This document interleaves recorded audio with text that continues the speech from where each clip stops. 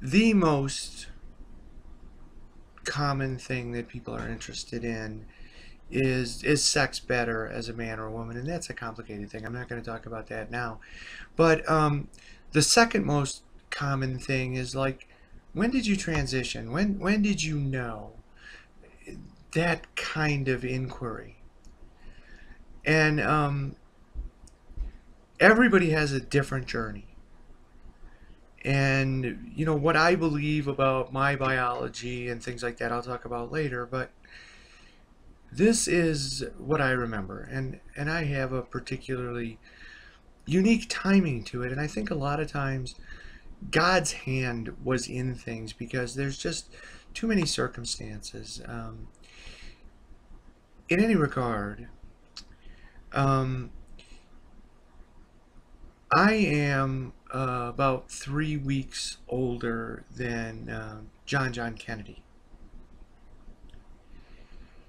And so this means that I learned about life at a much younger age than most people do. We were at my grandparents' house. My grandfather and my grandmother, the Jewish side, were there. And my parents, my mom and my dad. And I was a little past 3 years old. And I was a baby. My concerns were baby concerns. I was on the floor playing with something. The adults watching the TV, you know, it doesn't mean anything to me. My grandfather watched the news, you know, and all of a sudden, all of the adults were crying.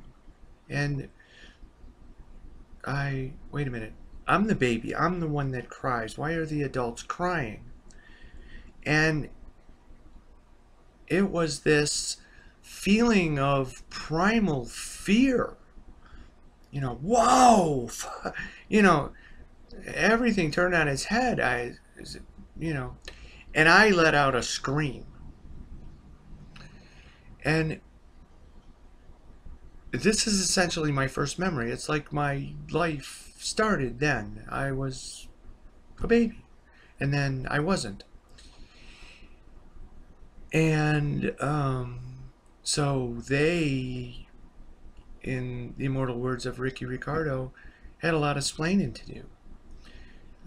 The president had been shot, and they had to explain what a president is, and what getting shot is, and what dying is, and government, and, you know, nuclear war. You know, I mean, because are the Russians going to take advantage of this momentary chaos and, you know, push the button? It was a different era than people today can even understand. When I was in elementary school, our school was an air raid shelter. And down in the basement, it was built, specially fortified to try and endure atomic explosions, and stocked with canned goods and, you know, water and kerosene and candles. And you know, like today, students have fire drills and tornado drills, and we had air raid drills where we practiced getting blown up by nuclear weapons. If there wasn't a lot of time, we simply put our heads between our knees. And then there was times that we lined up and raced into the basement. And one of those times, the principal, ironically Mr. Rogers, this is the meanest man I ever knew, named Mr. Rogers, turned off the lights. And, you know, 900 kids started screaming. And he let it go for about 20 seconds and turned on the lights and bitched at us. What if this had been a real nuclear war? You know, and you're all panicking. Come on, grow up, be Americans. You know, so it was a different era. But most kids don't learn the idea that their dad could get killed when they're 3. And so, you know, that set me on a different course than most people are on. But the really influential thing that stemmed from that was a couple of days later we all got together to watch the funeral. And everybody has seen John with his little suit coat and salute. And my grandmother said, "He's a little mensch just like you." And I had that same primal scream. The same one when I found out that all the adults were crying when they pointed at him and said, "That's you." Because I was watching Caroline and Jackie, and my window on the scene, my focus of understanding was looking at all this man stuff through girl eyes. And I expressed that as well as a 3-year-old could. And once again, they had a lot of splaining to do. And it started with, do you see all the soldiers? The uniforms, the guns, the rows, the marching. That's what boys are for. And they didn't put it in these words, but the way I came to understand it was, when the time comes, they're going to put one of those guns in your hand, and they are going to drop you on a beach and tell you to go die for your country. And that's your duty. That's why you're here. And it was okay, but I'm her, I'm not him. And they're like, "No, well, actually, you're him. And, we'll show you the difference." Okay?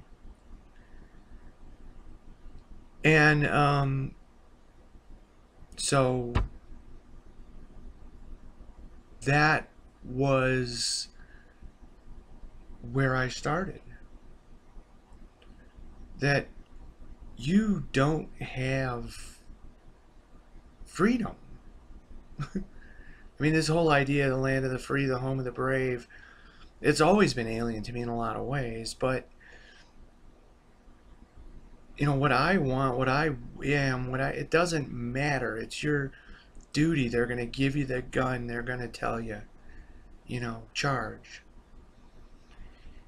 And,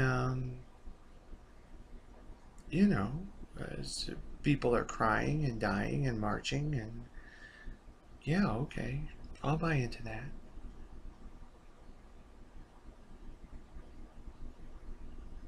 But the part about the "we'll show you the difference" thing, it was one-sided. I mean, they showed and they said, and I mean, I didn't see any, and my best friend, and maybe this was part of it because I don't remember her before this or in interactions or anything before this, but I just remember my best friend is Bonnie. She lives next door.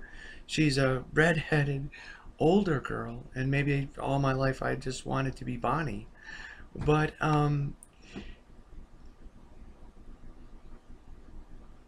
I had to check with Bonnie. I was like, that, and they told me, and it's like, is that? And so yeah, so she showed me, and of course, very shortly thereafter, Bonnie wasn't allowed to play with me anymore. So, welcome to my life. I sometimes sing "Welcome to My Nightmare." But, no, really, and I try to express this to everybody.